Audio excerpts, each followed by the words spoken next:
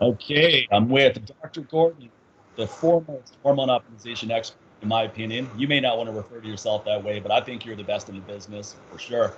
So it's always great talking to you. And as usual, we're having a really good conversation before we start recording. I said, hey, wait a minute, stop. We got to start recording here.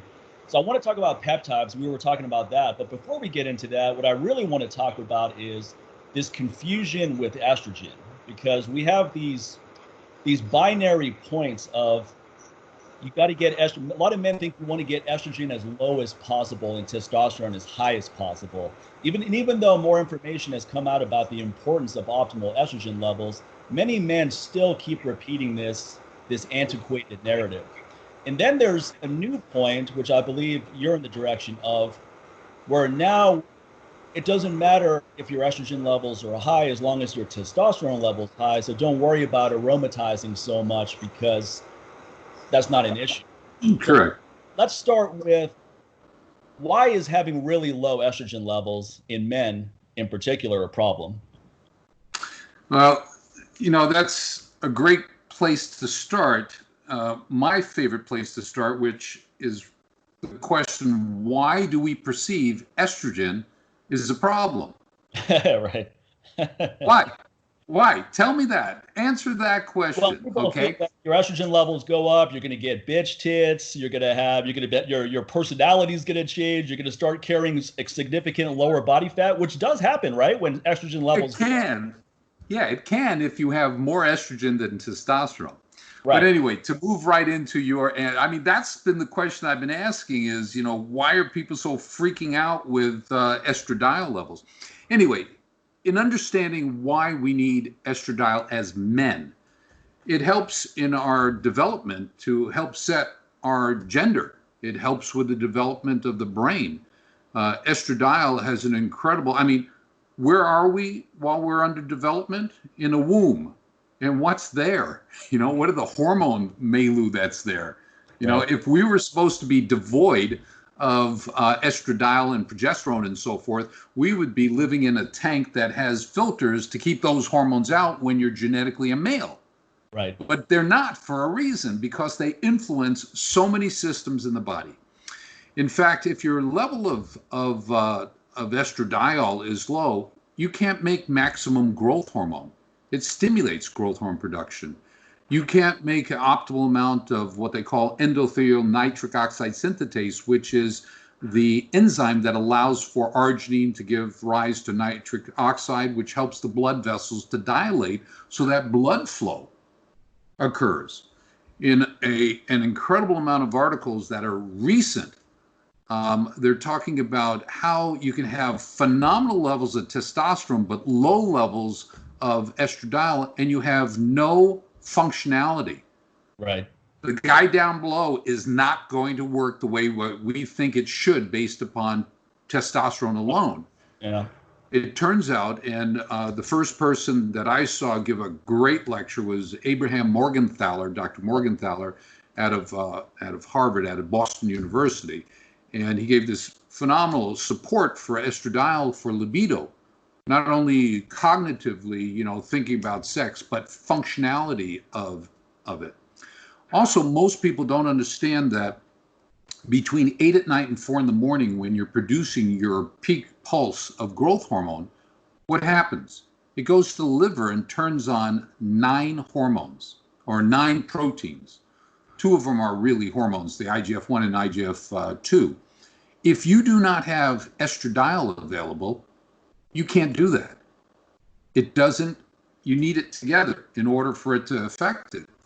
And we see that in people who are put on drugs like Clomiphene, tamoxifen. You see, if you monitor their IGF-1 tanks. That's the only thing that tanks out is IGF-1 and IGF-2. So we need estradiol with growth hormone to maximize the efficiency of production of 9 proteins, the IGF-1, IGF-2, IGF binding protein 1, 2, 3, 4, 5, 6, and something called acid labile subunit. We also need the estradiol for the lining of our hearts, lining of our blood vessels, called the intima. It helps with bone. Growth hormone and estradiol both help with bones. Okay. they help with the ends of bones and their growth. Looking at the immune system, it stimulates the immune system so that it produces the right immune responses. On one of the last Joe Rogans I was on, I talked about testosterone and how it turns on CD4 and CD8 cells and drops inflammation and increases the anti-inflammation. I received a irate email from an immunologist who basically said I was full of poop. So I sent him like 32 articles to have him select which one he liked the best.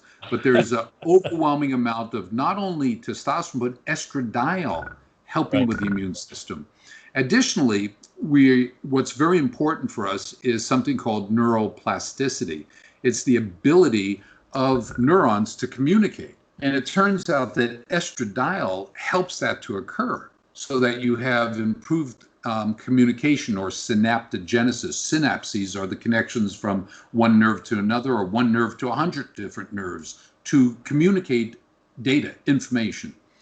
So we found in people who have strokes, Alzheimer's disease, and dementia that estradiol actually helps with regeneration. So if you look at studies where women who have had strokes and are on estradiol, they fare better than women who have similar strokes, similar age, and are not on it. The same thing with progesterone out of the Protect studies. There were 3 studies. One of them sort of like refuted it, but it was because they didn't use the same levels the original Protect 1 did.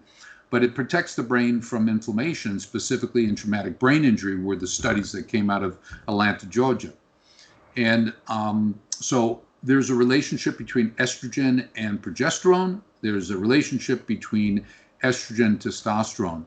And you can think of it as yin and yang. So if you look at the estrogen and testosterone, there are things that estrogen wants to do in a guy that testosterone wants to stop it from happening. So there's a balance that occurs. And if you throw that balance off, that's when you start getting the issues like nipple sensitivity from excessive amount of estradiol, or body fat, or fluid retention in the suprapubic area, being bitchy. I think that's, I don't really hear it. I really think it's the testosterone, which is another discussion on adenyl cyclase. But the effect is a yin and yang. And the same thing with estradiol and progesterone. We know, looking at cancer, that if you have only estradiol and no progesterone, you still have a womb, a woman still has a womb, you're going to increase the occurrence of cancer. Also, in a program that we had 3 years ago on the new science of prostatic cancer, it turns out that in prostate cancer, they have this thing called free testosterone index, which is receptors on the prostate, which, if they're filled with testosterone, they block estradiol from getting access. But if your free testosterone is low and the receptors are open and estrogen comes in, you'll generate a greater risk of cancer. Okay? Right.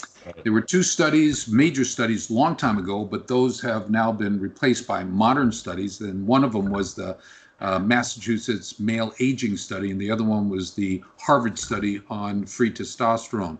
And it's because we need free testosterone to block those receptors, as well as free testosterone to keep the health of the cells.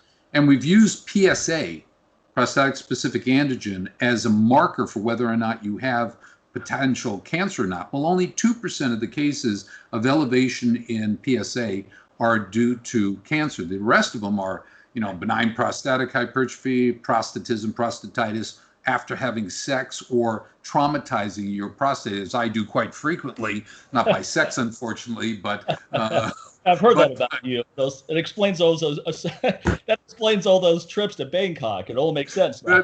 That's right. And it's, the bicycle riding that I do up here. So anyway, the benefit of testosterone is blocking estradiol in that scenario is very important. So looking at the other side, which is the elevation in estradiol. Now, I have a large population of men and a population of females, and I started in this area in like 95. And started off using, maybe 200 milligrams of testosterone and monitoring the estradiol. And if they went up high, modifying the testosterone dosing, and rarely ever used anastrozole or any of the blocking agents. And for the past 20 years in my present office, I've never used any anastrozole. What we've done is use natural products, EGCG, Quercetin. There's a lot of great things that have additional benefits. Quercetin increasing, as you know, zinc ionophoric, bringing zinc in, stopping replicase, so the virus doesn't have a chance to replicate. Zinc is 300 processes in the body, also anti-inflammation in the brain, better production of insulin, anti-dementia, which is another issue with estradiol. Estradiol protects from Alzheimer's disease, and so does testosterone, because it upregulates. Besides dropping inflammation, it deals with an enzyme called neuroplasticity, where it stimulates it to remove the causation for Alzheimer's disease. So you can induce the enzyme neuroplasticity and increase the ability to remove the beta amyloid out of the brain. The best thing is not to generate beta amyloid, and that's a function of zinc, because the enzyme that controls it is zinc. And in the world, where 33% of the world population has been found to be, or guesstimated to be deficient in zinc. That's why we're getting so much more cancer and having issues with testosterone and brain function in Alzheimer's disease. So in addition to zinc, curcumin or turmeric, that should lower beta amyloid, and in turn have some prevention effective against Alzheimer's. And maybe that's why Alzheimer's is so much lower, let's say in India. You got it. Quercetin, it's really any of the polyphenols, which is the classification that quercetin's in. You've got curcumin, quercetin, EGCG as the main factors. And what they do is they drop inflammation. Alzheimer's disease, I just released a new article. It'll be published in 2 weeks. It's rethinking mental illness, because all the mental illnesses are due to inflammation in the brain. So when we look at football players, if they've had one concussion on the field, they're 19 times more likely to develop Alzheimer's disease at 30 to 49 years of age than the general population. There's an NFL study. And there have been studies throughout. A doctor by the name of C.J. Pike at USC, where I used to be, has written hundreds of articles on the relationship between estrogen, testosterone primarily, and estrogen, and defending our brain from the effects of Alzheimer's by dropping inflammation, by improving its removal of beta amyloid. Okay, and zinc stops the beta amyloid from being produced. So anyway, that's my stance on the hormones. You've got to look in balance on it. I've got guys that are 2.5, 3 times the maximum stated for males, and they have absolutely no symptomatology. They're not putting lipstick on, they're not bitching, they're not fluid retention, they're not irritable, they're not mood swings, they don't have puffiness of the fingers, and that's because, as you said, with the higher levels, though, doesn't it make sense that while it may not be problematic at the time of testing, couldn't it become problematic down the road if those levels stay elevated? And then wouldn't it behoove you and the patient to get it into a more optimal range rather than wait for it to become a problem where you have nipple sensitivity and lower body fat excess? Absolutely. And the way to do that is by modifying the amount of testosterone that's given. Now, on our protocol, we rarely see elevation in testosterone, elevation in estradiol. And that's because when you give a large dose of testosterone at one time, what it does is called enzyme induction. A high dose, the body says, wow, I've got like a shit ton of testosterone. What am I going to do with it? Well, the body has instincts And what it does is it increases the enzymes to mobilize it to something else. So it'll convert the testosterone to epitestosterone. It'll convert it to estradiol. It'll convert it to estrone through another pathway. It'll help with DHT production. And once you start stimulating those enzymatic pathways, they stay elevated. So you're producing more estradiol synthetase, which is the enzyme that converts testosterone to estradiol, and you increase the amount of 5-alpha reductase. And the 5-alpha reductase increases the production of DHT. So you get prostate enlargement, you get shrinkage of your gonads, you get hair loss, hair thinning, you get oily skin and acne from the DHT, and the estradiol gives you the, whatever side effects you might have. So we never give one dose, one large dose. What we do is we give multiple small doses. We use a 40 milligram every third day, every 72 hours. And why is that? Every 72 hours, because in the 1,000 patients that we had back in the beginning, and we monitor it, I came out of research, so I take notes on, how people respond. And it turned out that every 72 hours, every 3 days seemed to be the best. We went, every 5 days, every 6 days, every 7 days injection. Every third day seems to be the best. And when you monitor the blood levels, you see the relationship. Now, testosterone daily production, male makes between 4.1 and 10.3, depending upon whose article you read, milligrams per day. So 30 to 70 milligrams per week is the amount that's being made. So using high doses, what's the real benefit that you're trying to get?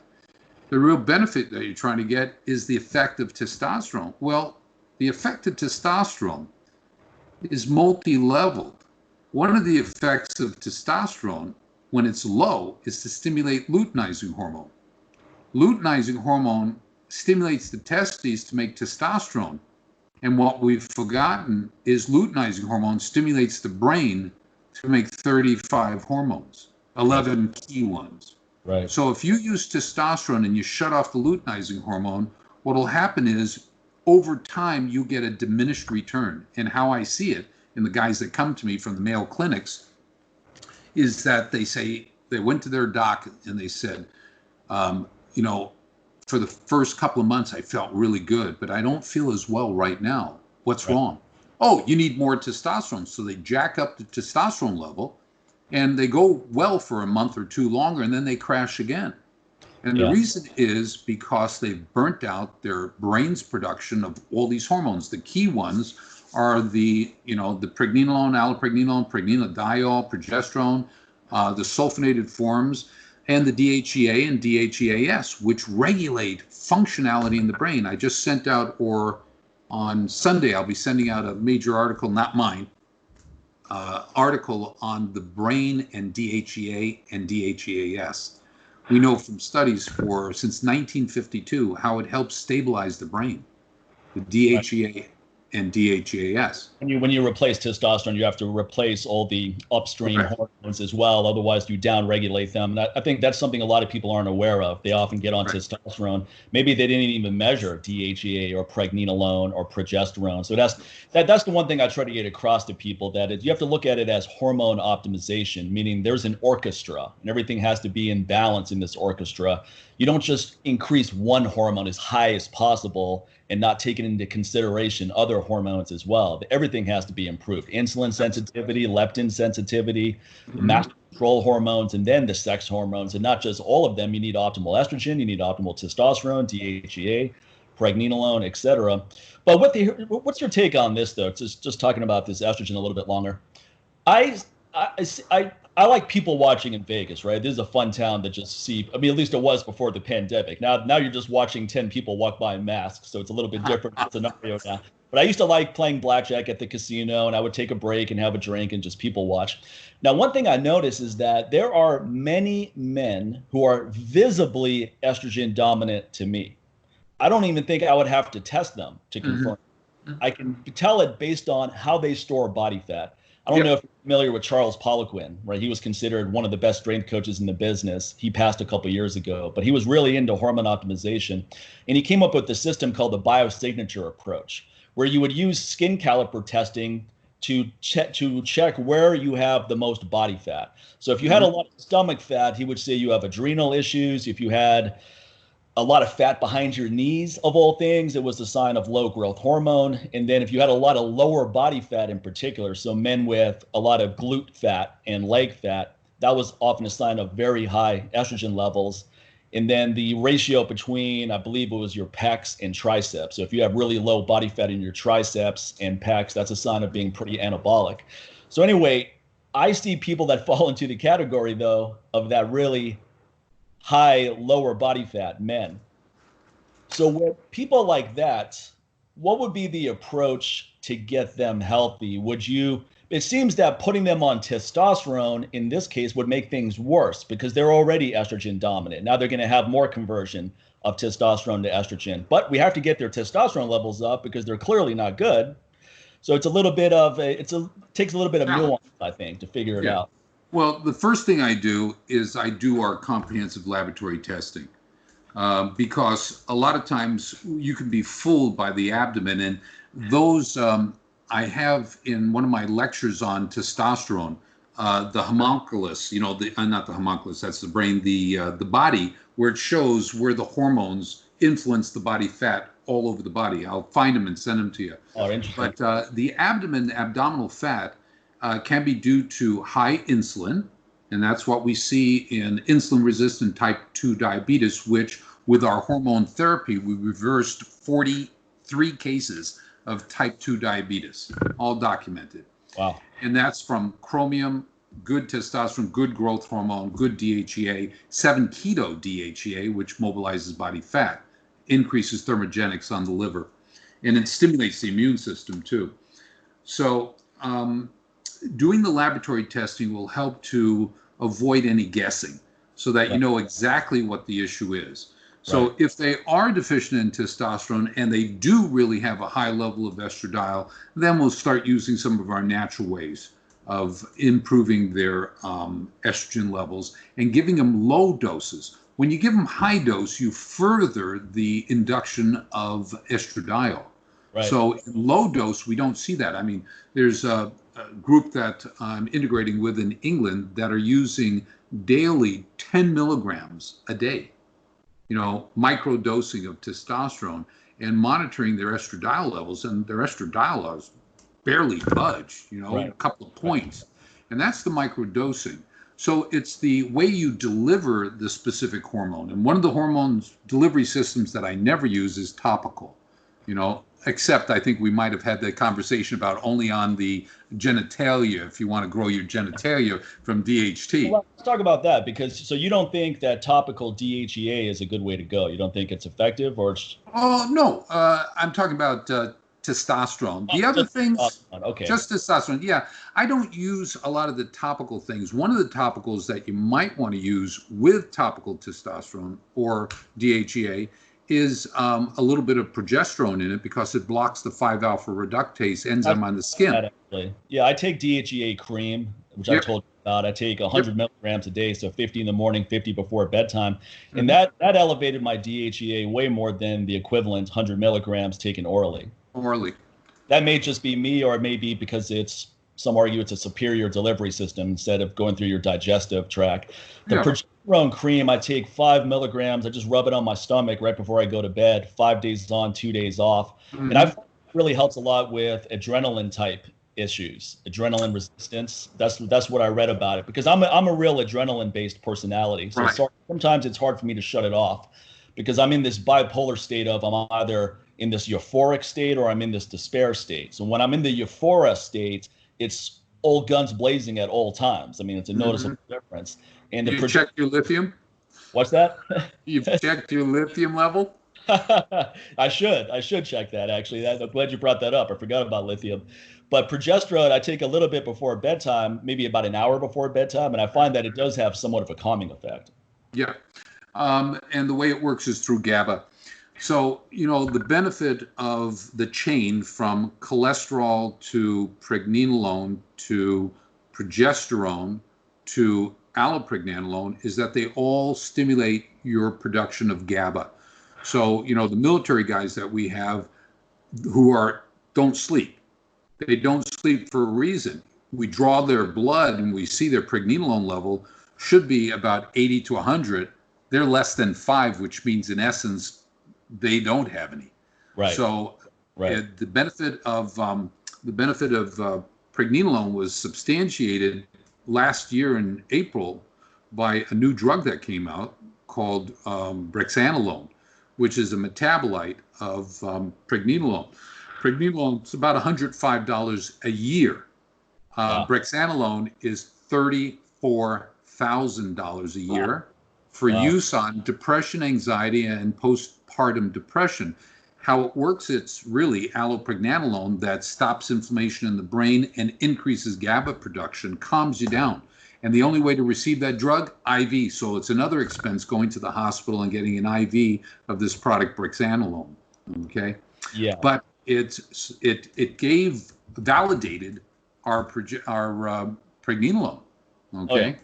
It validated. So I use progesterone, either cream or a capsule, 5 to 10 milligrams for guys that have difficulty sleeping, even when they're on pregnenolone, their pregnenolone levels up, because just because their pregnenolone level goes up and their progesterone level goes up doesn't mean it's being converted to allopregnanolone.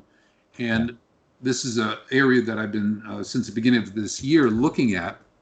When you take testosterone for a long time, it burns out the 5-alpha reductase enzyme in the brain. And when you burn the 5-alpha reductase enzyme out in the brain, you cannot convert progesterone to allopregnanolone. So what happens is you start seeing elevation in your progesterone level, even when you're not giving them progesterone level.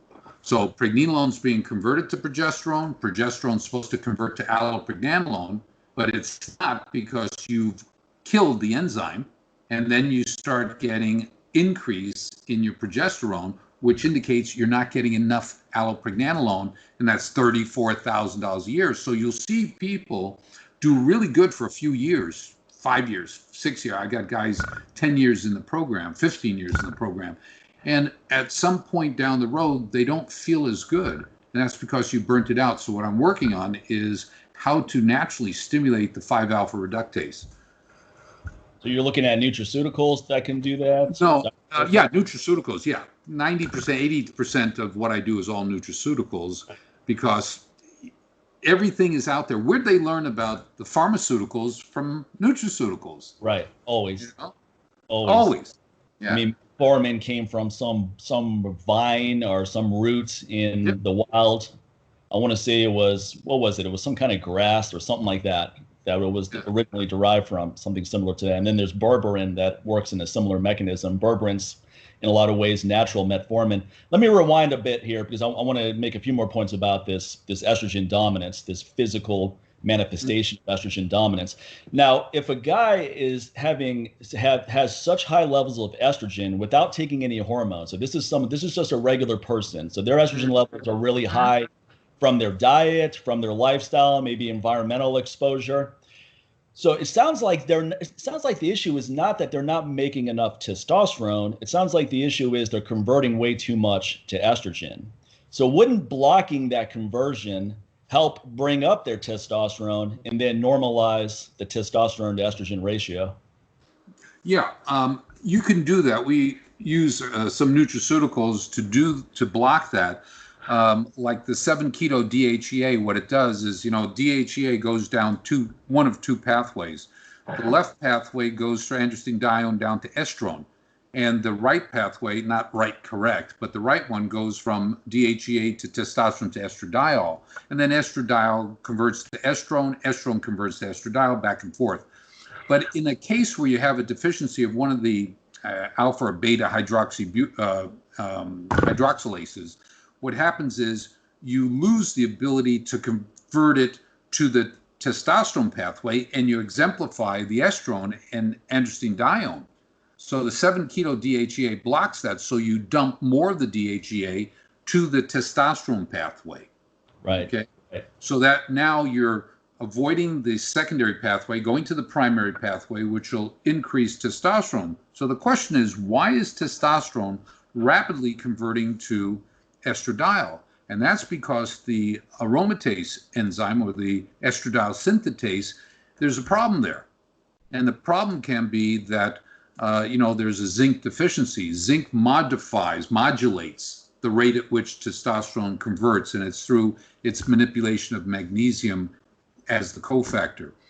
Also, certain environmental toxins can bypass into one of the minor pathways. By blocking here, it forces it right into estradiol, DHEA to estradiol. So there are enzymatic, either environmentally precipitated ones or genetic. And, I've recently looked at some of the genetic complexes where it includes bypassing testosterone. You end up with everything else but testosterone. Right. So what do you do? What do you do for it? Well, in that situation, as a medical emergency interim, I would use one of the pharmaceutical products in a low dose over a short period of time and monitor the patient for any of the secondary symptomatology. Thank God I've never been in that position, so I've never had to do that. Right. One of the things that I see in the military that precipitates this is the guys from Fort Bragg who are in the kill houses, the close quarter combat. They're inhaling mercuric chloride from the primer and the lead from the lead from the bullets going through the chamber. The spirals, or whatever they call it, the turns. Right. Yeah, I think it's turns. Anyway, it creates a lead mercuric chloride vapor, and they inhale it. And what that does is it blocks the ability of DHEA to convert to anything. Wow. So we have guys who come in with DHEA, not taking any hormone, never been on a hormone. They've got DHEA levels 700, 800, and they've got free testosterone levels like 4. Wow. They're not converting their natural DHEA, and that's, when we do our testing, LP, what is it called, SLP, testing for heavy metal toxicity, there it is. There it is. That's another factor people don't think of either. I think the questions people really need to ask when they look at lab work or have an expert look at lab work is, why are these numbers like this in the first place? Right. And a lot of people don't have patience to go through that process. That's the problem. A lot of people are going, how do I improve these numbers as quickly as possible? Let me just inject something in my ass and take some Arimidex to get that excessive estrogen down. And maybe your numbers look better on a piece of paper, but you don't feel any better because you still have all that heavy metal exposure that you haven't addressed. So that's a huge one. That one is huge. What do you give people to help clear out excessive heavy metals? I send them to my daughter, Dr. Allison, who's naturopathic. Are you sure you're the father of your daughters? Because your daughters are way too attractive. Hey, what they call it is alteration of generations. I got the shit genes for looks, and they ended up getting the great ones. Gordon's daughters look like supermodels here. I'll send you the latest picture, okay? But don't share it. Father's Day photo. Nothing creepy about that. Okay, good. Thank you. Yeah, so there are things to do.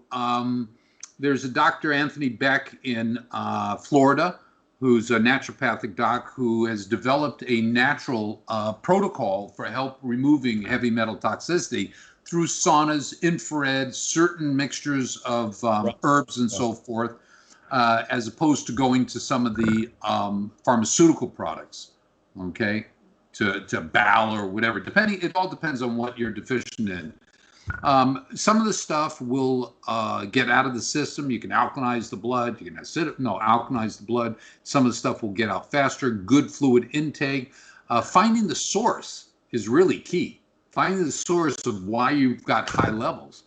People who eat large fish, that are fishitarians or pescatarians or whatever they call it. Large fish, bluefin and whatever, shark and ramrod or whatever the fish are. Hammerheads and so forth. They're very high in contaminants from the ocean because they're what about wild caught versus, let's say someone's eating salmon caught in Montana or fresh trout caught out there? I mean, all the water connected, of course, so it's not as if the rivers are separate from the ocean, but is it less of a problem, do you think? Smaller fish. That's why braccini from Italia is always a good one to eat, because it's mangia che ti fa bene. It's because smaller fish, like trout, or, well, you have to look at the contamination in the water. And hopefully the forest and recreation are doing more testing of the water for contamination to let us know. Fish in Canada when I was a kid. I'd go on camping trips with my parents.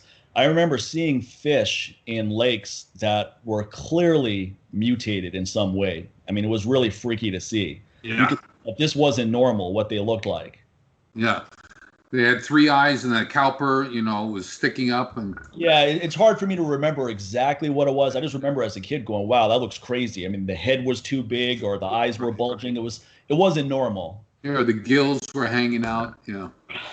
I've seen that. The mutated fish story. Yeah. Right. So, back to the issue with estradiol, the real issue is in what is being dosed. Now, I have guys who come to me to consult for going on cycles, and they take a step back when I explain to them what we're going to achieve and how we're going to achieve it. Right. They achieve their goals on a lower dose than they thought was necessary, but the frequency is different. Okay. And the combinations are different. So your Trembolin, your Masteron, your da-da-da, and your da-da-da, they're all added in. Your Anavar, your Winstrol, your Sustanol and all that stuff. We add all those in. And it's how you add. Isn't that illegal to take all that? What kind of I don't touch it. I don't see it. It's a phone it's a chat consult. So it's all hypothetically. It's all hypothetical. Hypothetically, if you were taking Anavar, you do this. Okay. Yeah. Absolutely. So, I still go into that area when someone approaches me on it. And I have a very precautious way of doing it, because for 10 years, most people don't know that I had a safe harbor in my office, which I called a safe harbor from 1995 until 2005. Where people who wanted to go, guys who wanted to go on a cycle, would come to the office, and I would, at that time it was legal. I also have a pharmacist license. It was legal to have the drugs, the Anavar and the Deca and so forth and so on, before they screwed up the entire system. Yeah. Okay. And I won't put it to the Democrats or the Republicans. We know who's at fault. Let me interject one point here on this, just as it's come to my mind is, do you feel that the dangers that are often espoused with anabolics are completely exaggerated, in that there's actually safe ways? It's about how you use it. I mean, anything could be dangerous, right? You take too much aspirin, it's dangerous. You take too much iron, it's dangerous. So with anabolics, it seems it's always this binary of that stuff's really dangerous. You're going to have a heart attack. Your balls are going to shrink. You're going to have all these problems. You're going to have roid rage. We have all these stereotypes of anabolics, but in reality, it seems reasonable that if you know what you're doing, you can at least mitigate those problems. Well, I think that if a physician is the one who is dispensing the product, that gives you the safety valve for the individual. And that's really what the FDA and DEA want, is they don't want to put the person who's going to be using these products at added risk. Right. Also, part of it is, I still hear it, where a guy's testosterone level is 1 point above the lowest of the lowest on the range. And he feels like shit. And I says, no, you don't need it. You're in the normal range. Really doesn't believe that anybody needs to have testosterone. It's the normal aging process, where when you hit 35, you should have no testosterone. Okay. Absurd. People say, I've heard people say online before, oh, those numbers are supposed to go down as you get older. I was like, yeah, I guess I'm supposed to lose my mind too, and crap. And we do. I'm supposed to lose all my muscle mass and become wrinkled like a glove, and that is how we ended up 20 years ago, deciding that regardless of the age, the range that we use is for a 25 to 35-year-old. Right. That's the range we use. So, in the program that we've written to automate the interpretation for doctors who aren't well ingrained in the science behind this accelerates the whole process. Yep. We've selected the median of the range as being the ideal, okay? And we don't have problems. I don't see heart attacks. I don't see, mental problems. I see improvement in depression. In my book on TBI, we talk about the improvement in all the psychiatric conditions. In this paper that'll be distributed in 2 weeks talks about all the mental illnesses and how we can reverse it with a good level of hormones, balanced hormones, with the DHA, pregnenolone, testosterone, estradiol, progesterone. All those have to be in balance. It's like your car. You have 4 tires. 4 tires are flat. You get to choose 1 tire to fill up. That's the filling up the testosterone tire. Right. You're not going to be able to drive correctly. Okay, we're going to fill up the testosterone tire and the growth hormone tire. You're still not going to. You need to have the 4 cardinal hormones to run the system. Analogy. Yeah, that's a great analogy. Even if you have 3 tires that are fully functional, if one is out, you're not going anywhere. That's right. How about this? All tires are at 100% of the manufacturer's suggested pressure, 45, 47.5 psi. Yep. But 1 tire is at 25. Right. Still ride on it, but you're on a little bit of a tilt. You're off kilt. Yeah. You want to be dab straight in the middle. Yeah. Optimize everything. Well, see, that's where I think there's a little bit of confusion with this whole estrogen argument in general, because in your book you talk about here's the range and we want to be in the middle. And then, so that makes sense. It's like, okay, so I want my estradiol to be around, let's say 30. Whatever the range is for your lab. So would it be more beneficial if, let's say my testosterone, okay, let's forget about total testosterone, because I know you think that's worthless. It is worthless. Free testosterone, let's say the top end of the scale is 155 on whatever this measurement is. So let's say mine is at 155, right, and my estradiol is at 50. So it's not, it's above the range, but it's not off the charts. Mm-hmm. Is there any benefit from taking it to 50 to 30? Or is it something where don't worry about it? I mean, you feel fine. I don't worry about it, but I assess a couple of issues. Whether or not there's interdigital swelling, finger swelling, whether or not their weight gain has created pretibial edema, whether or not they have super pubic puffiness, whether or not when they put on a T-shirt, they have sensitivity putting on the T-shirt. Before you get gynecomastia, you have increased because of estrogen and the tactile. That's why women love to have their nipples caressed, and it causes because it's sensitive. Yeah. Oh, you've heard it. Okay, you've never experienced it. But anyway. But in theory, I've heard that women like that. But that's the estradiol sensitivity, the hormonal based. So we go through a checklist of parameters. Sometimes I'll ask, do you want to wear a dress to be silly? But the point is no. And, remember that blood tests are a snapshot in time. Right. So if I take a snapshot right now, 2 hours from now, that number might be totally lower or totally higher than where you were because of the way the body is. But low body fat, you already mentioned it. What are some of the things that will cause someone to have a preference towards estradiol? High body fat, low exercise, abusive levels of testosterone. Okay, so it's a combination of all these things together that will lead to estrogen being high. That's why in my population, I don't see it. I talk about the case where the guy is 2.5, 3 times higher than the top, which for us is 42. Okay, so he's someplace around 120, 130, no symptoms, but his free testosterone is wonderful. In our range, it's 29. It's from 4 to 29. I love that range. 4 to 29. Yeah, I know, it's ridiculously. It's a broad range. Yeah. Yeah, it's stupid. It allows them to go so low to say you don't need anything. Yeah, it's absurd. Yeah, and the reason why total testosterone is worthless, and I get into a lot of arguments over it because it's the standard of care throughout not only the United States, in every country I've been to lecture, they use total testosterone as the guiding light. And I've had military where they come in with a total testosterone. The range is 280 to 1200. Right. And he came in at 853.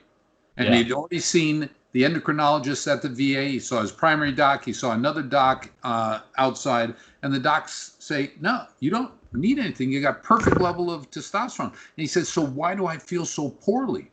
I'm depressed, suicidal, my cognition, memory, recall. I don't have a plum.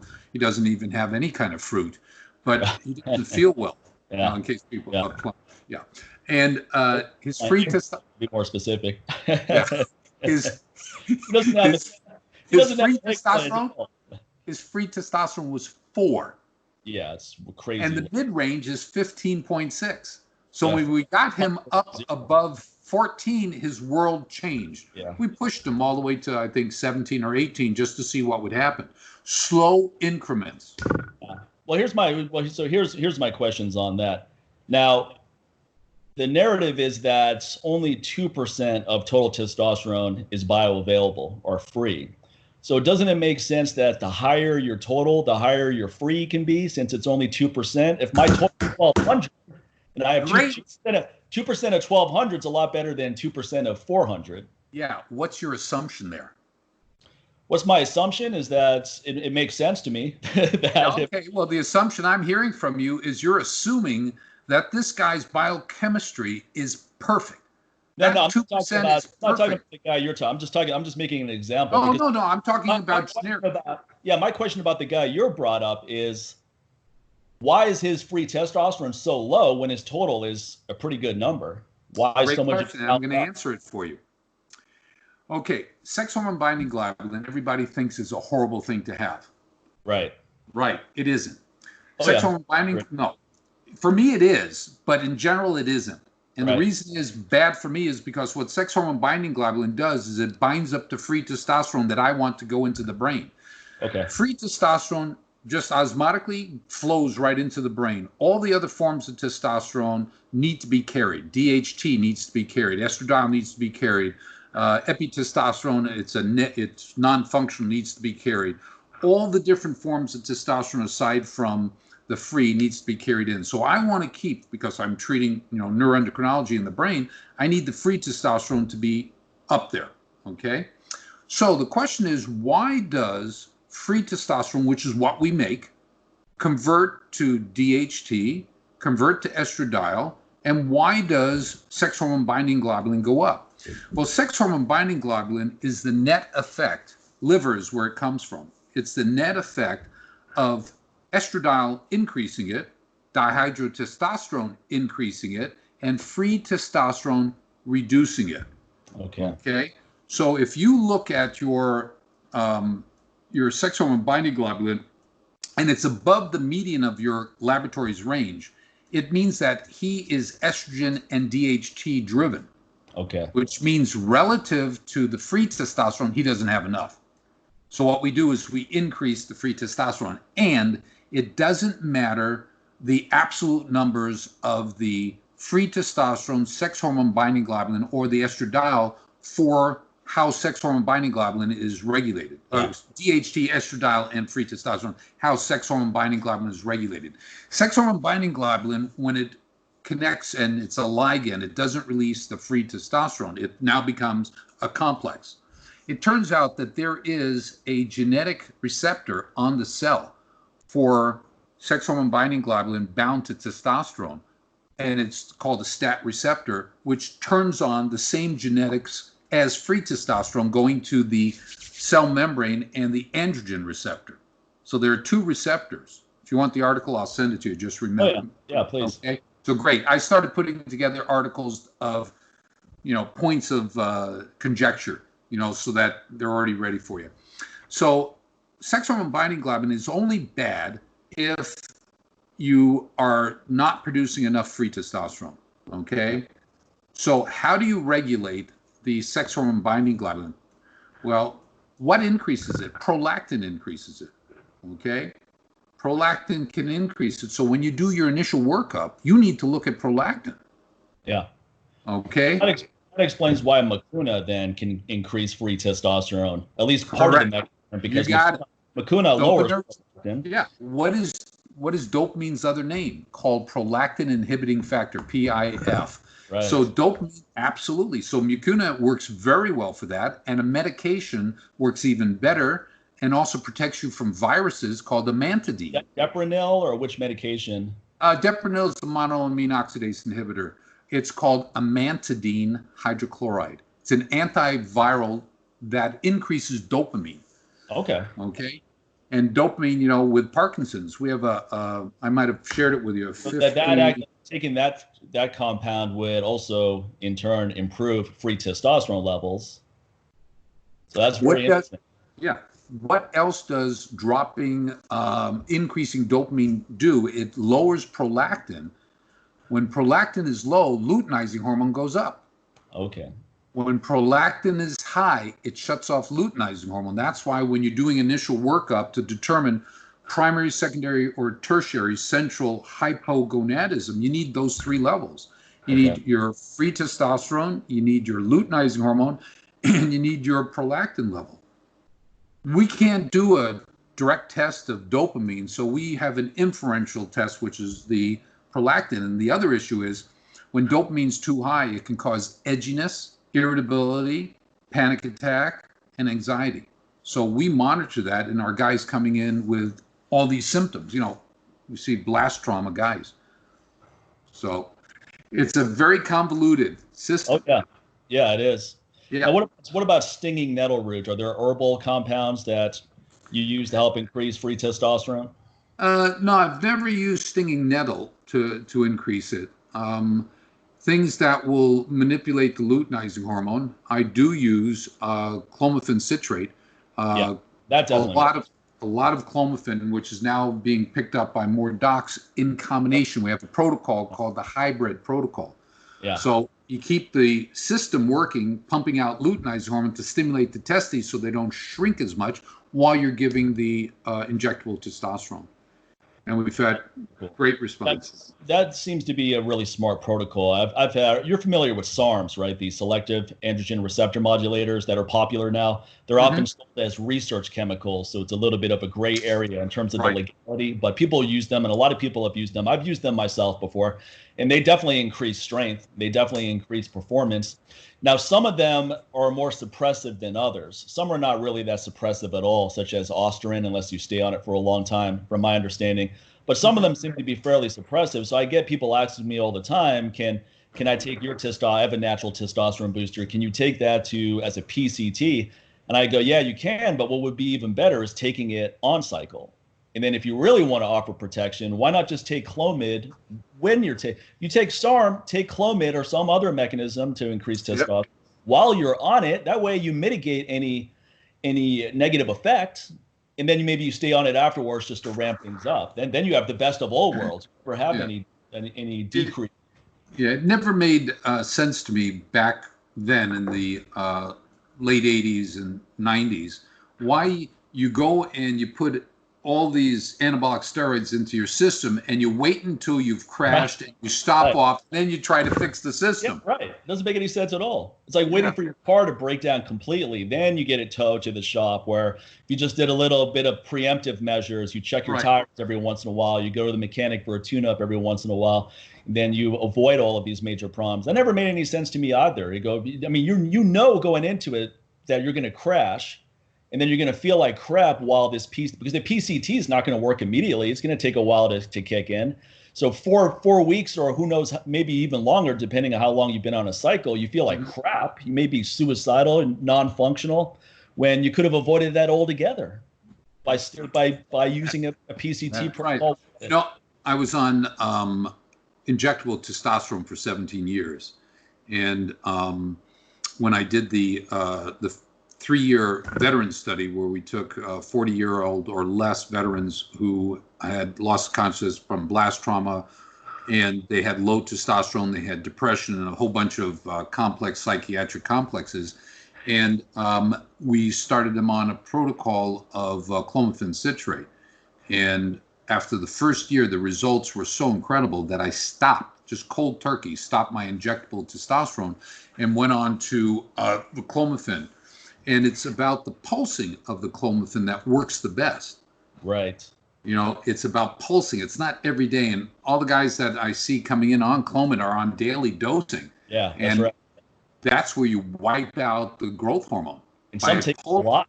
Some taking 100 milligrams every day for a month. A lot. I mean, you're and 50 milligrams every third day. That works really well because before I talked to you, I tried Clomid and I was taking maybe, it might have been 25 or 50 milligrams daily. And within a couple of weeks, I didn't feel good at all. Mhm. And not only that, I experienced, this is funny, pretty serious shrinkage. I mean, I mean, my member looked like I'd been out in the cold for an hour at all times, and that doesn't make you feel confident. I can tell you that much. You know? So I was like, forget this Clomid stuff. This stuff doesn't work. I was like, this stuff makes me feel like crap. I thought maybe it was because it was lowering estrogen too much, but that's not what it does. It only lowers estrogen in the brain, not systemically, right? Well, what it does is it fakes it's a selective estrogen receptor stimulator modulator, stimulator, SARMs. And what it does is it fakes the brain to think that there's no estrogen, so the natural response is to increase luteinizing hormone. So luteinizing goes to the testicles, turns on testosterone production, which precedes estradiol. And then if estradiol is being produced, it's because of the conversion of testosterone to estradiol. There's no shortcut to get directly to estradiol unless you've got an enzymatically deficient system and it's bypassing the system into a minor ineffective form of testosterone or 17 whatever testosterone that has no function. There's an epitestosterone, which is a mirror image of functional testosterone that doesn't do anything, just consumes testosterone.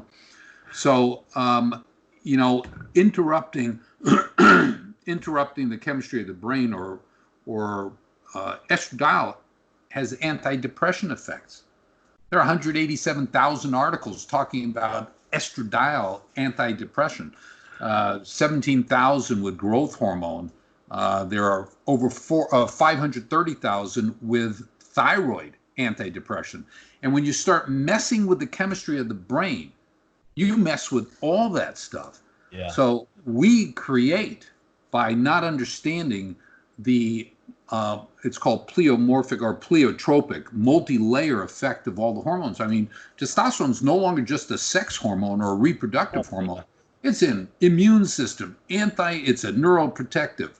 But it's also often called a male hormone, which is always a misnomer because testosterone is not a male hormone any more than estradiol is a female hormone, given that we both have it. Otherwise, men wouldn't have any estradiol and women wouldn't have any testosterone. And when women get into that menopausal state and their testosterone goes down the drain, no sex drive, poor mood, vaginal dryness, all these things start kicking in. So testosterone is so important for women. You've had all those symptoms? Yeah, I get dry every once in a while, but it's because of the Vegas heat, right? Okay. I'm drinking so much water. It's dry out here. Yeah, it's kind of dry. Yeah. So I had to throw that in there. No, that's great. That's great. Yeah.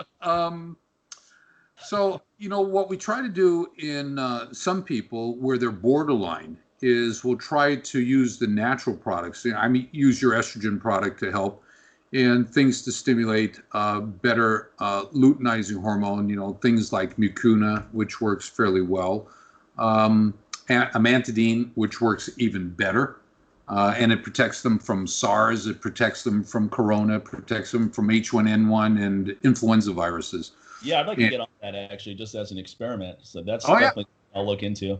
Yeah, it's relatively inexpensive. It used to be dirt cheap, and then its benefit in where was it that it was being used? Oh, it's being used in instead of Provigil, Nuvigil for guys with blast trauma. They started using amantadine. I said, darn. Oh, really? So now it increases dopamine. Provigil, as in modafinil. Modafinil, a lot of people take off label. I've used it myself. It's pretty amazing stuff. I used to travel the world teaching. You'd be jet lagged. You'd be out of it. I'd pop a modafinil an hour before teaching, and it was smooth sailing. That stuff's amazing.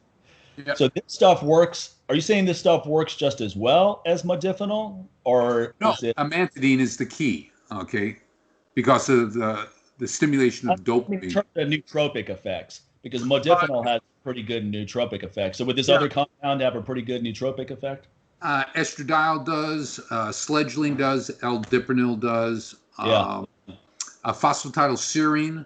And I've taken all of them. I've taken Deprinyl, I've taken phosphatidylserine, I've taken tyrosine. I mean, all these things have some benefit, alpha GPC, but modafinil is in another category. I mean, modafinil is awesome.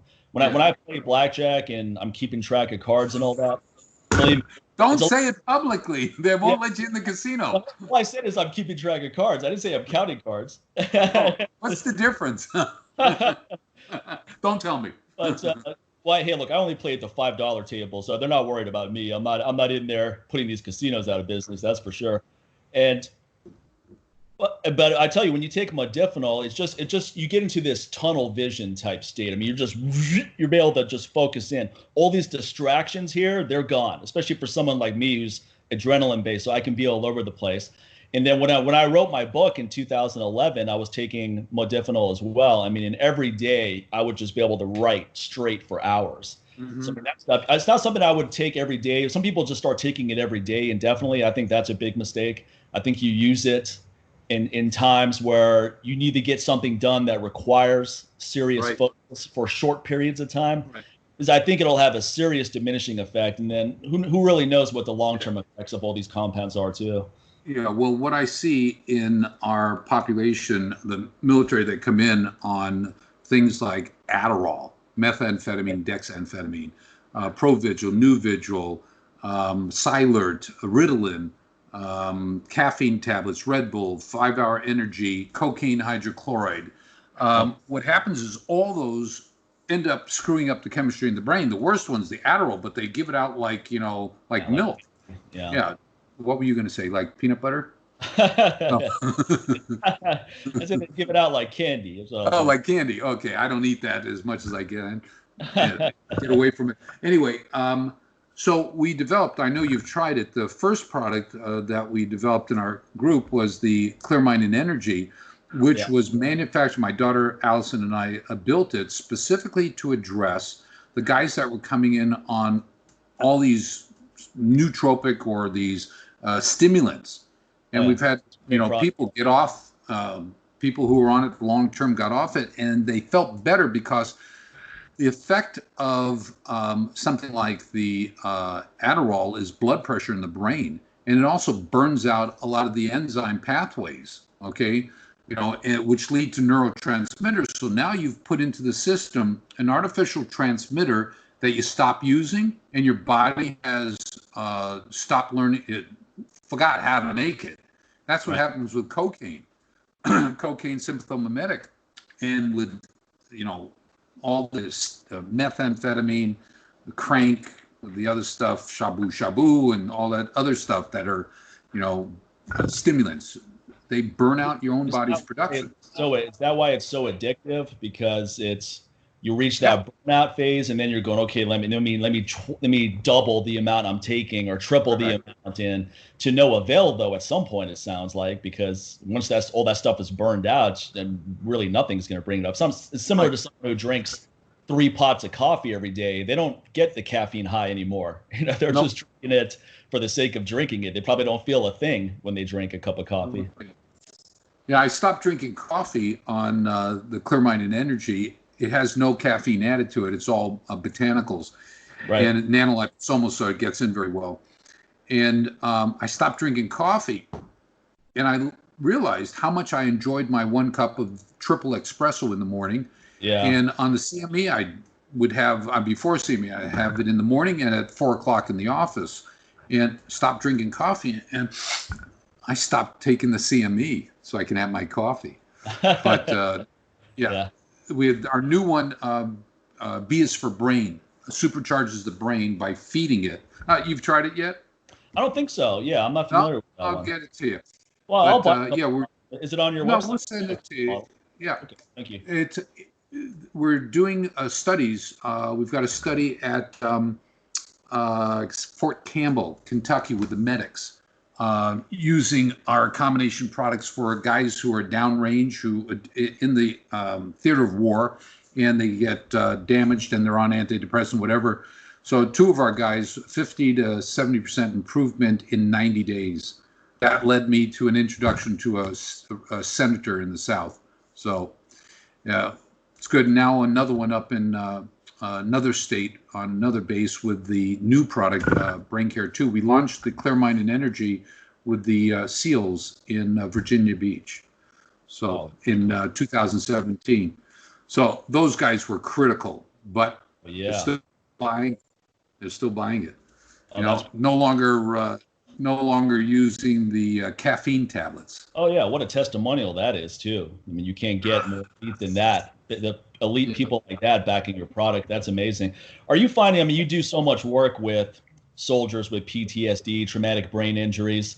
Are you? And it's such an important topic because we always hear people saying, "Oh, we got to help the troops or support the troops," but when it comes to doing anything tangible, it tends to just be a lot of banter and bumper stickers on cars. Like, what exactly are you doing to support the troops besides just saying words on social media? You're actually doing something and doing a lot. I mean, you donate a lot of time. You've donated, I think you estimated hundreds of thousands of billable hours worth of your time to help soldiers. 3 big M's. $3 million worth of time over the course on each one of since my partner Andrew Marr, Green Beret, who we've had on the show in the past, who's in fact packing his house up here in California to move back to Texas. Oh, really? Okay. He didn't like the climate. He didn't like the climate in California, and I'm not talking about the sunshine. I understand. Yeah. I told him to find a house next door. Yeah. You got tired of what happened was Andrew and his brother, captain in the Apache helicopter pilot, and Andrew Green Beret, they founded the Warrior Angel Foundation. And while they were formulating it, we met, and he became the conduit for a lot of special forces to come in. So I started building products, and the funds from those products, 60% of the funds from the products get put into a fund. 50% of my practice, medical practice, gets put into a fund, and all my lectures get put into the fund, and any of my books and all that get put into the fund. I'm very lucky. I don't have to buy any scotch. Everybody knows I like scotch, so I've got a shit ton of scotch, so I don't waste my money on the scotch. So what happens is our veterans go to our website and they send in a request for enrollment, active or veteran. And recently we've been getting a lot of active duty servicemen signing in because they want to stay in, they want to stay in service, but they're starting to get on a multitude of medications. Andrew was on 13, he told you he was on 13 medications, full blown, drinking a lot. And he just graduated January, February, March, right before COVID really hit. He graduated, or at the time COVID hit, he graduated Pepperdine with his master's in business. That's amazing. From going from being totally incapacitated to be writing a book, it gets made into a movie, and he goes and gets his MBA. Something to be really proud of what he's doing. So anyway, guys contact us, and what we do is we pay either 100% of their service for their program, or we pay half of their program because we're self-funding, and therefore what happens is as we spend the money, we spend it faster than we make it. And that's why, I'm going to take advantage of you and direct people to the website, because everything they purchase from us goes into our veterans account. Right. So if you want to, people watching, if you really believe in supporting the troops, this is your opportunity to make a donation that's going to go to some good, because we need to take care of our service people. They put their lives on the line for us, and often they come home and they're dealing with serious issues, and they're having a hard time moving on, and that's just unacceptable. It's not something that anyone should be okay with. Yeah. Let's see, about January, I was invited to London to explain to the Ministry of Defense, the Surgeon General, why his top Special Forces majors were flying in to get evaluated and treated. My first response was because they wanted to get better. So, because the system right now in England or UK is not where it needs to be to help protect these guys, and they're starting to get rising numbers of suicide. So I was invited, and I told him I wouldn't go unless Andrew goes, because he's so dynamic in the way that he presents his position, where he came from, top of his Green Beret teams, and then one explosion puts him out for 5 seconds, changed his entire life. He was subsequently discharged. And they often evaluate so poorly his situation too, where they may conclude that, oh, you saw just one too many horrific things there, and that's why you're feeling this way. And this is such a mentally tough individual. When you go into the elite branches of the military, you're dealing with a different caliber of person. These are highly mentally tough individuals. And I'm not saying that whatever they see doesn't impact them in some way, but you would imagine that this demographic has the capacity to handle it a lot more. So you really have to look further, as you do. And so much of, I always say with hormones, people always say, can I meditate to increase DHEA? Can I meditate to improve melatonin? I go, yeah, sure, that's going to have some benefit. Just like you can go sprinting and increase growth hormone, but is it going to last long enough to be of any real benefit? And my attitude about hormones is that hormones have way more impact on how you think and feel than how we think and feel affects our hormones. Correct. Just like our unconscious mind is sending us, I think, 100 times more messages than our conscious mind is. So I think it's looking at it from the wrong perspective. It's going, you feel this way because of your hormones, rather than you're making your hormones this depleted by feeling a certain way. Right. It's like, and I always use the example of a woman with serious PMS symptoms. I mean, tell her that it's all in her head, whatever she's going through. These serious PMS symptoms, tell her that, oh, just get over it. It's all in your mind. Just relax. I mean, she can't feel anything but what exactly she's feeling when she's getting programmed from her hormones to feel that way, or hormonal issues. Right. It's just so asinine how it really infuriates me how few doctors know about the importance of hormones. So many people get such bad advice from physicians. Either it's, don't worry about your testosterone. I mean, there's guys in their 20s with low testosterone, and even then they don't think it's a problem. It's like, well, your testosterone is 350. You're 22. That's not a good number if you're 75. Yeah. That's absolutely right. And under what I do in how the brain regulates our hormones, you have to think of it as you go through life, you're experiencing traumas. They might be non-traumatic brain injuries as well as traumatic brain injuries. Right. The 4 car accidents I was in, 1 I caused, 3 of them I was rear-ended. Okay. And throughout life, being hit by a car riding my bicycle when I was 12, having hit my head at the jungle gym, a swimming accident, being nearly drowned. I mean, all these things create patterns of inflammation in the brain, and throughout life, the inflammation takes eventually a toll. And they've actually have studies showing that if you had a traumatic brain injury 17 years ago, they're still able to find the inflammatory marker that's associated with that 17 years later. And that's why when you go into your doctor and the doctor says, oh, you're here because you're not feeling well, you feel depressed. And they never ask about history of traumas. And they never run blood tests. So what psychiatrist runs blood tests to look at hormones? Right, they never do. They never do. Well, there are 22 now that do, 4 of them in the military because we trained them. And they feed back saying, 70% of my patients that I've tested have been significantly hormone deficient. But that's the problem. Significant. How about insignificantly hormonally deprived? Which means they fit in a range that's not the traditional range. And that's my argument that you know about. If you have a hormone level that the laboratory says you should be between 10 and 90, and you come in at 15, but you have all the symptoms of being down at 5, they say you're a psych case. Right. You should be feeling good because the number is normal. I said, the number's normal. I'm not normal. Therefore, I'm depressed. Right. How about my body just needs a different level? Right. I think that's the other problem, too, is that people overfixate on numbers. Yes. I often get people emailing me going, man, my sex drive is great from following your advice. I feel really good. But I was so disappointed when I got my lab work back because my testosterone was only 600 and my free was 95 or 100. I go, who cares what the numbers are on a piece of paper when you feel that good? Right. I mean, I told you when I tried your Clomid protocol, my total testosterone went to 900. The free went to the top end of the scale as well. It was 155 on a scale of, I believe, 70 to 155 pgml. And then the estradiol was 50, which is not off the charts, but it's elevated. And I remember I emailed you going, hey, this stuff really works, but should I be concerned about this estradiol? And you go, it's only a concern if you have nipple sensitivity, which I didn't have, or you're having lower, your excess body fat, or whatever the symptoms are of estrogen dominance, which I wasn't having any of. But it's easy to overfixate on these numbers, especially men with total testosterone. Men always talk about their total testosterone, not realizing that it's the free that's more important. Sometimes they don't even measure the free. They go, hey, total testosterone is 850.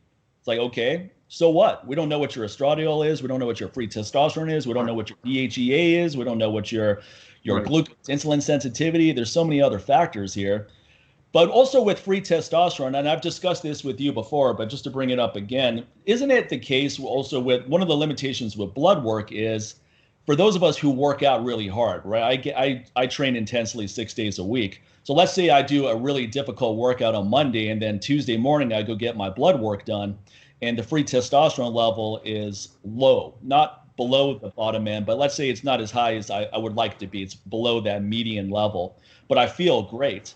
Now, couldn't that number be because of androgen receptor uptake, where it's just scooping that testosterone out of the blood? So at that moment, at the moment of testing, it's a little bit lower than it would be. And maybe if I measured the next day where I have some more recovery time, it would be higher. Yeah. What causes that drop in TSH, so thyroid, luteinizing hormone, so testosterone, is corticotropic releasing hormone, cortisol. Okay, cortisol in the brain. So when you're doing that intense of a workout, expect to see some of the levels dropping. Okay. Now, one of the things that I wanted to say in the past discussion is that our blood tests monitor blood from where and hormones from where. Okay. The blood's drawn from the periphery. So what we're seeing is a combination of all the different sites. It's a cumulative result of all the sites in our brain and in our blood, okay? Understanding that a lot of the hormones are concentrated much higher in the brain and made in the brain than is in the blood, so you can have low levels in the blood and still feel great. Right. Because this is the CPU. Keep the CPU. The CPU causes you to be able to go to that gym and to do those workouts that you're doing 7 days a week, 6 days a week. Yeah. Okay. So, it's a tough. In that case, wouldn't saliva testing be a better option since that supposedly is on the tissue level, or that's garbage? I laugh about salivary testing. It might be good for interim. In the day, doing something like a cortisol test, so you do it and you relate it. And here's the reason why. Where does saliva come from? Salivary glands. Right. If they're dehydrated, what's going to be the hormones? Concentrated. If you drink a shit ton of water, it's going to be diluted. There's no marker. There's no marker in the salivary testing that tells us whether or not it's concentrated or not. In urine, there is. It's creatinine. So when you do creatinine, it's a marker to let you know if you're dehydrated, along with blood urea nitrogen. So if you do salivary testing, you should also do a urine analysis and correlate the two. Okay. Yeah, because Dr. Nick Delgado, a friend of ours. Yeah, I know Nick. Yeah, he's a big believer in the 24-hour urine test. Is that something you use? I use it for heavy metals. But I don't use it for, what obviously he's using. It's a great way to do it. Also, 24-hour urines for nephrins to see brain functioning. You can get the metabolites of all the hormones, but, metabolites are metabolites. I want to see what's the real stuff that's in there. And I can't do spinal taps anymore in my office. It seems that or brain biopsies. Blood testing, while not perfect, at least gives some data to work upon. So it's not just theoretical. I mean, most of the time, especially an expert like you, you're probably not too surprised. I'm not an expert. I'm well read. Okay, well, in my opinion, you're an expert. I always say that when people call me an expert, I go, hey, I'm just a guy who's an enthusiast about this. I like reading about it. That's exactly where I'm at. I'm committed to what I'm doing. Modest like I try to be too, but in my opinion, you're an expert. But with So with I doubt that you're even surprised often when you see someone's lab results after you've talked to them for a while, it's because you can probably see the signs of what's most likely going to show up on that lab work. And then the lab work is more confirmation to just give you a little bit more confidence that you're on the right track, going, okay, here's what I think is going on. Yep, your lab work confirmed it. So now we're going to do this. Absolutely. If I had my druthers in an environment, political environment, where I didn't have someone looking over my shoulder all the time, I would review the questionnaire. I don't know if you've seen my 23-page questionnaire. Yeah. And what it gives us is that information on how their sensorium is, how they're perceiving their functioning. And therefore, I ask someone, okay, how many hours a night do you sleep? I sleep 12. How many hours is that really sleep? 3. So how do you feel in the morning? I feel terrible. It's their pregnenolone, their progesterone, and 99% of the time, it's right on, okay? Yeah, talk about their libido. It's estrogen, testosterone. Both. You talk about their cognition, testosterone, creativity, if they're musicians. I've had, interesting musicians in the office who stopped being creative because their testosterone was gone because they were snorting so much coke and headbanging all the time. The metallic, heavy metal people. Yeah, the metal people. Headbanging and all that. I'm a big metal guy myself, so I've probably heard of it. Yeah. Oh, yeah. So frontal lobe trauma. Do a MRI, see the frontal lobe. So anyway, there's so much. Those of us who used to go to a lot of shows, heavy metal shows, hardcore music, a lot of people stage dive. I mean, I've been kicked in the head many times by people with combat boots, not intentionally. They just jumped off the stage and boom, right there in the line of fire. And I bring that up because that kind of things happen to a lot of people who go to concerts, or it happens when you're roughhousing with your friends and so forth. And you may not think it's a big deal at the time, but that could be the beginning of some health consequences that may not manifest immediately. It may manifest later, so it's not easy to make the correlation between the two. Yeah. And that's the problem. That's why you need to go and have an extensive history questionnaire to find out if they did have accidents. I mean, how often I've had people come in and says, I want to get on hormones. Have you ever had any head trauma? No. And then you're sitting there dialogue with them and says, oh yeah, 18, I had a car accident where I smashed my left side of the head against the side window, and didn't lose consciousness, but had nausea, vomiting, and all that. They had a concussion. So those are things that happen. Or the 50 caliber machine gunner who's shooting off a lot of rounds and hasn't a scratch on his body, and he develops 18 months after separation from the military severe depression with 3 medications, and the medication's not working, which is called atypical or treatment-resistant depression. And the reason why I bring it up is because an article that came out in November of 2017, of all places, the UK, they found that in these type of people who had, these individuals who had treatment-resistant or atypical depression, 61% of them had growth hormone deficiency, and within 1 to 2 months of replenishing the growth hormone, secretagogue, injections, whatever it was, they got better. And they ended up with 4 benefits. They slept better. They had better interpersonal relationships. They had a brighter mind, and they were less reactive to the environment. Yeah, that's... people say something. And growth hormone. And I know growth hormone has incredible function on the heart, on the brain, on Alzheimer's, but they don't use it because it's not a pill.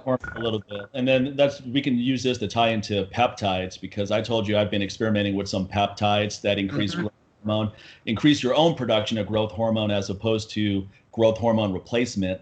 And the combination I've been using is CJC 1295 and Ipramorelin. I believe that's how you say it. Yeah. And I'm taking 25 milliliters, just an injection, 5 days a week. How many milliliters? Maybe that sounds a lot more than it is. I mean, it's a small insulin needle, and it's at 25. Oh, yeah, it's 0.25. It's a quarter cc. Okay, there we go. Yeah. That's right. 25 is like, it's almost an ounce. It sounded like a lot when it came out of my mouth, so I knew that had to be wrong. So anyway, it's a small amount. You do 5 days a week, 5 days a week, and then 2 days off. Now, the first month, I didn't really notice much. I noticed a little bit of an improvement in sleep, but nothing really impactful. And I didn't expect anything because Dr. Heather Fernandez, who I learned about this from, she gave a lecture at the Anti-Aging Symposium last year. She said it takes about a month or longer for you really to start seeing the benefits. But when the benefits kick in, you start seeing a big reduction in stomach fats and workout recovery. And like clockwork, that's exactly what happened around week 5, 6. All of a sudden, I'm going, man, my abs are just separating. And I wasn't on any kind of specialized diet where I'm cutting back on carbohydrates or reducing overall calorie intake. I'm eating what I want when I want. And then I noticed the workout recovery is really good, even though that my sleep has been a little bit off with everything that's going on and the fact that I'm working hard on things. But still, right. I'm really good in there. So I really like this combination because it's not replacing your growth hormone. It's augmenting your own production. But as you said, everything you do has consequences, though. There's no free rides. So there are some negatives of this combination that I need to be aware of, that maybe other people who are trying it as well should be aware of. Yeah, well, in using the peptides, which are phenomenal, in short term, that's the best way to use it, because when you start using it in long term, there's a process called homologous downregulation, which basically means from constantly using a product that attacks the system one way, and that's through the growth hormone releasing hormone receptor, what happens is it shuts it off. It's part of the negative feedback system, okay? So when you increase growth hormone, you increase somatostatin, which causes the growth hormone to shut off. So you find that you have to keep on increasing the dosing, and at a certain point you plateau. Doesn't matter how high you go, you're not getting any benefit. That's when you need to stop, because you've shut everything down. Well, what do you think is long term? Is what, 6 months, or what would you think would be an ideal? I don't guess. What I do is I monitor them. So at 3 months after starting a protocol, I'll check them out. Sometimes they only are on it for, a 12-week or a 90-day cycle, and that's what they set up for. I personally, I've been on growth hormone since the 90s, and I cycle on and off of them every 6 months. Okay. That's my cycle. I have people who cycle on and off every 3 months. And you cycle off for how long? So 6 months on, and then you take a month off? 6 months on, and I'll take 6 months off. Oh, okay. Okay. Yeah. You hope that what you've learned while being on it, what you've learned, your body has learned, you'll be able to maintain by continuing to do the exercise. As you already know, exercise can. Peptide combo is that it's supposedly your levels stay elevated for a long time after you stop taking it. 8 to 12 weeks. Wow. Yeah, and it's a great concept. We think of things in two-dimensional. You take an injection, and then you stop the injection, it's gone. Right. But you don't consider the biological momentum that has been induced by it. And they found that the effects of growth hormone can last from 8 to 12 weeks. So that was why in the beginning I was cycling on and off every 3 months, because of that information.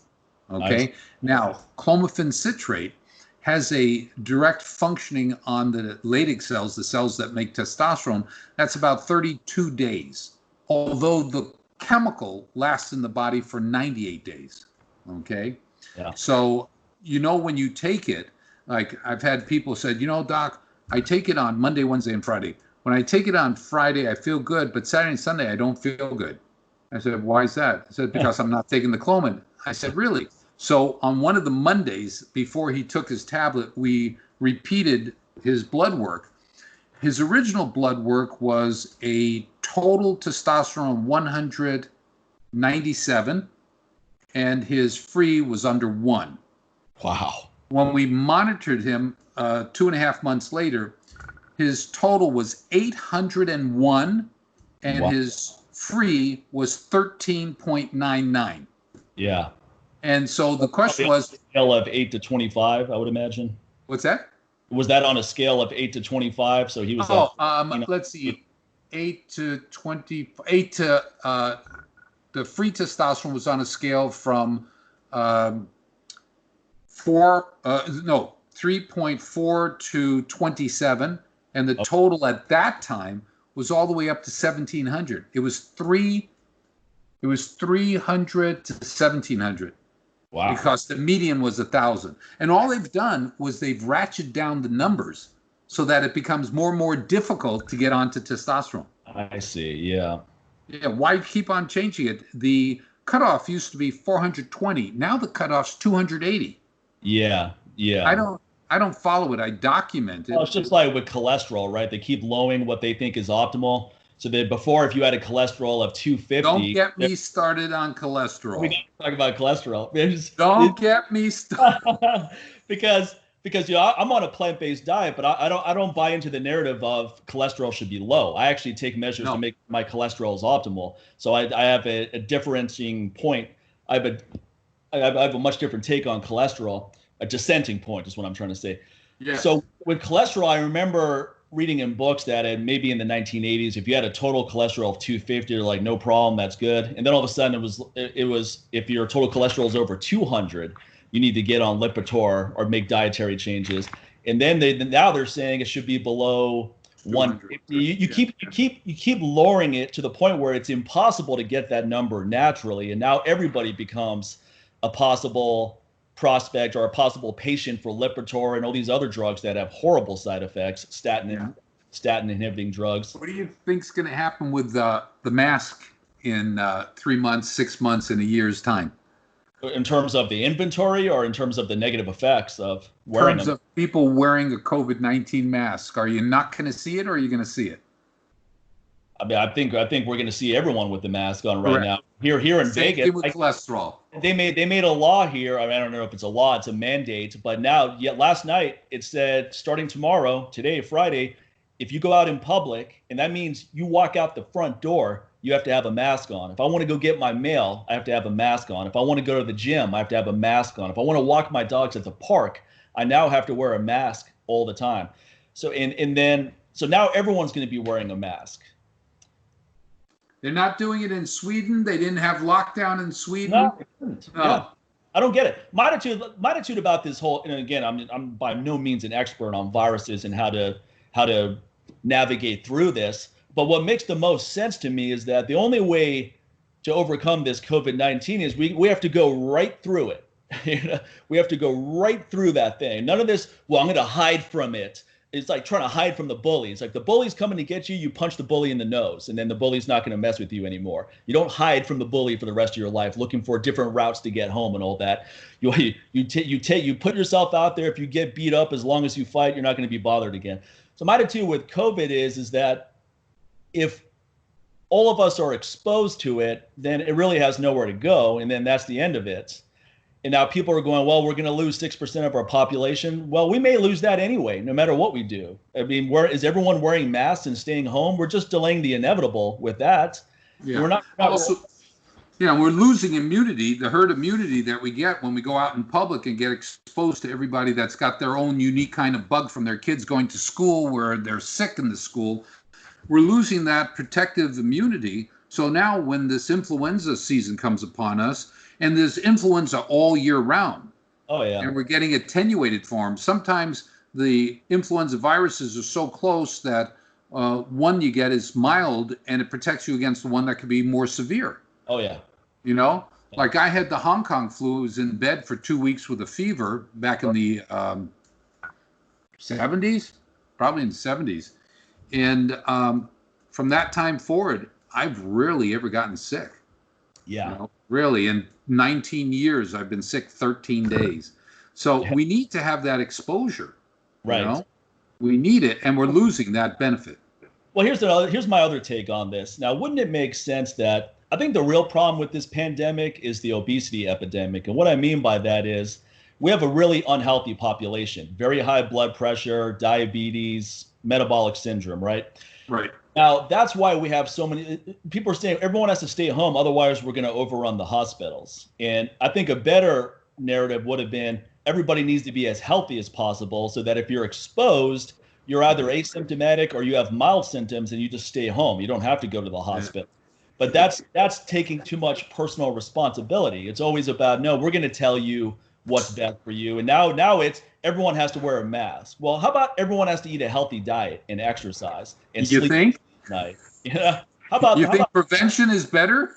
yeah, you want to do something to help, or it's like, oh, you got to wear a mask because otherwise you could harm someone else. I was like, okay, well, if I'm healthy and that other person's healthy, then neither one of us have anything to worry about. Right. I get it. I'll be asymptomatic or I'll have mild symptoms. I'll beat it. Same thing with the other person.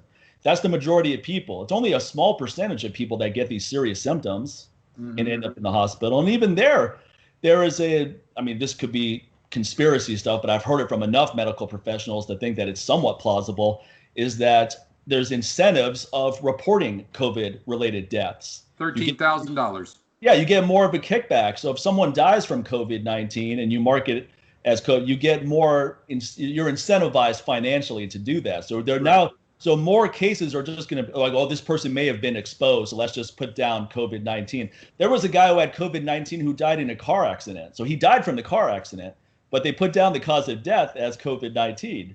So this kind of finagling is probably going on quite a bit. So we have to wonder, does this number that we keep hearing in the news, how much of that is actual genuine deaths from direct exposure? Yeah. 3 months ago, one of my colleagues told me, who's at a hospital, that they were told that all deaths would be coded out as COVID. And they were told that if it is COVID, might be COVID, smells like COVID, that they put down COVID. And one of my colleagues lost his father in the hospice because he had colon cancer. He died of his colon cancer, but on the death certificate, they put COVID, and he's fighting with the medical people to correct it. He didn't die of COVID. And all these people who are dying from, in Westwood Boulevard and Little Santa Monica, I don't know if it's on the way going to UCLA, they have this huge, for decades, they've had this huge counting where deaths from smoking. Right. 300,000, 400,000. Well, now it's zero because no one's dying from cigarette smoking. They're all dying from COVID. All the heart attacks we have a year, they're no longer dying of heart attack. They're dying of COVID.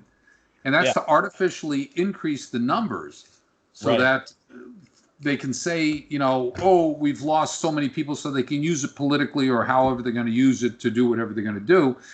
And the other thing is the reporting, 2,000 new cases of COVID-19. Well, is that deaths, or is that people who took the blood test and were found to already be immune to it because the virus has been around for a while? And that's a paper that I'm just starting to draft. It's called, When is Novel Novel? Yeah. Because the novel COVID-19 is what they're calling it, which means new. Mm-hmm. Well, it's not new. In 2012, there was a big thing with the CDC and NIH where they were already talking about it, and go back to the SARS-CoV back in 2002, 2003. That was in China, and then in, not Turkey. Was it Turkey? Yeah. Oh, it was in 2 countries. But you know how many people died in that SARS epidemic? There were like 400 people worldwide that died. Right. So what happened? I mean, what changed? What mutated? Is this a real mutation? Not to be conspiracist. Is this a natural mutation or not? Yeah. I don't eat bat. Okay, so I'm protected. Right. I'm halal. I don't eat pig and So I'm protected from swine flu. H1N1. It's just really, really crazy out there.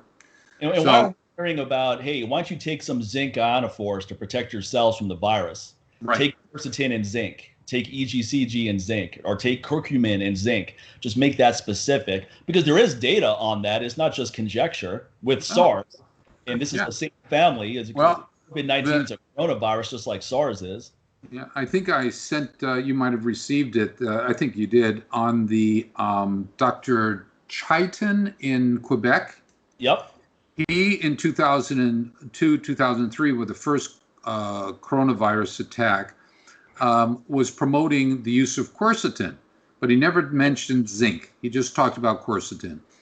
And he actually went to an African country, I don't remember which one it was, Kenya, Ghana, or whatever, where they had a high amount of Ebola.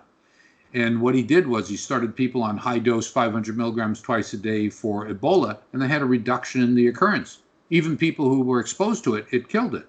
Wow. And the way that, these ionophores are chemicals that specifically carry metals or charged particles into the cell. And zinc is a charged particle that has a very unique benefit fighting viruses. When a virus is transported, like COVID is transported into the cell through a receptor, which is the ACE receptor, and the virus releases its genome, its RNA virus, and the protein that it releases is called transcriptase, is the short name for it. It's a polyclonal reverse transcriptase, blah, blah, blah. And it's very unique in that it has a receptor on it that if you put zinc on it, it stops it. So if you put zinc in it, you stop this transcriptase, this transcriptase product, stops them from taking over our machinery of the cell to create proteins that are the virus, the wall of the virus, the capsid of the virus, the appendages of the virus, and the genetic coding. Yeah. So what you actually do is you cut it off, you stop it. Okay. I've been taking that since I got the article from you. During this whole pandemic, I've been vigilant with that Quercetin, and in addition to everything else I do, and taking supplemental zinc just to make sure levels are on par. And I don't know why we're not. There's a lot of data now about the importance of vitamin D, and that if you have deficient vitamin D, you're more likely to succumb to the virus. I mean, from different hospitals around the world, that's happening. Where pretty much the majority of deaths were people with deficient vitamin D levels, and people that were even above the bottom end of what's considered normal were less likely to have serious symptoms. Well, when I have my consults with the patients, I now spend extra time going over vitamin D. And the reason for that is because the vitamin D stabilizes the immune system. What happens with all viruses, but more significantly with the coronavirus, COVID-19, is that it causes our white blood cells to start dumping chemicals that are inflammatory. They're called cytokines, and it creates something called a cytokine storm, which is like pouring acid on your lungs. That's why the lungs are friable. They break up. And in fact, in the beginning of this COVID-19, people who were put onto respirators were being challenged because the pressure that we normally use with a respirator might have caused the lungs to pop, the alveoli. So the respirator was causing the last straw, because was very, very friable. Now that's a ventilator, or that's a different machine? That's a ventilator. Yeah, there's a positive pressure. They adjust the amount of pressure that the oxygen. Ventilator, just like you said, that's been in the news, or that not in the news, but in certain interviews with medical professionals that are seeing this stuff happen, where they're putting people on the ventilators, and then that basically takes over your lungs working for you. But that's not really a good thing, because you need lungs to work.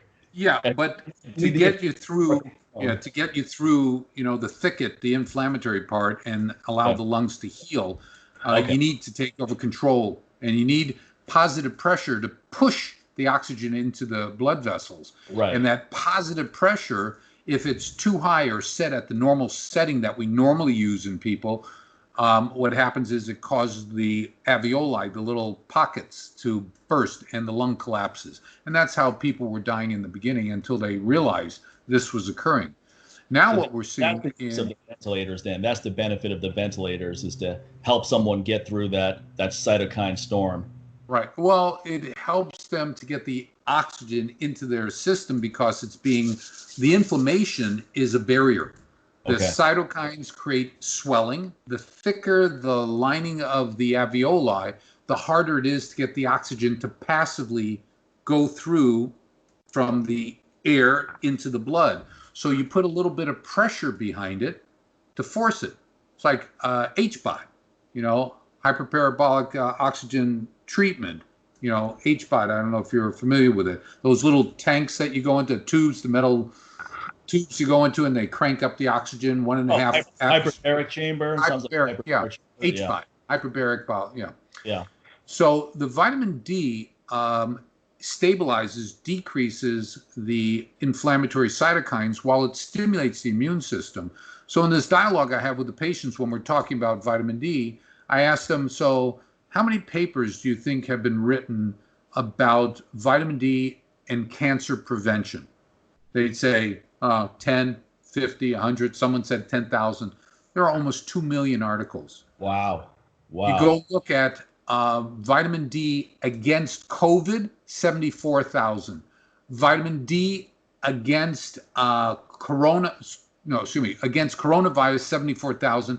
Against COVID-19, I think it's like 5,000, and it changes every day because more articles are being added.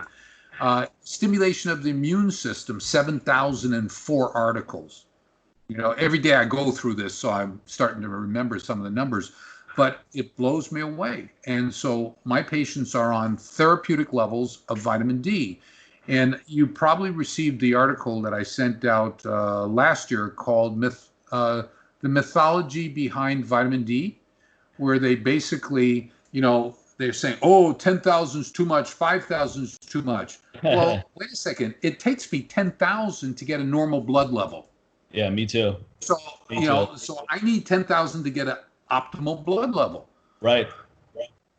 So you want me to take 4,000, which I think is the standard now, 4,000, and that's it? Regardless of how my body absorbs it, I'm only allowed 4,000? How about I take what I need to get therapeutic levels? Right. Also, anti-diabetes, 2 million. Protection of the heart, 2,090,000 articles. Protecting the heart. It's all about inflammation.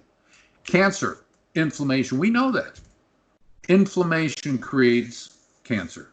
Chronic inflammation assures us of cancer. So we want to modulate inflammation throughout our body.